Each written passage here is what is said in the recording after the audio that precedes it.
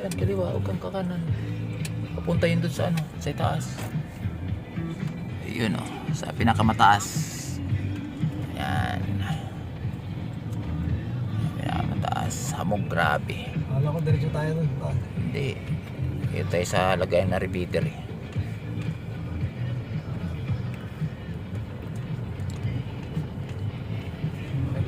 Ayan, yung mga ano, antena oh. May dalawang antena pa ako dyan oh. Nasa baba yung dalawang yun.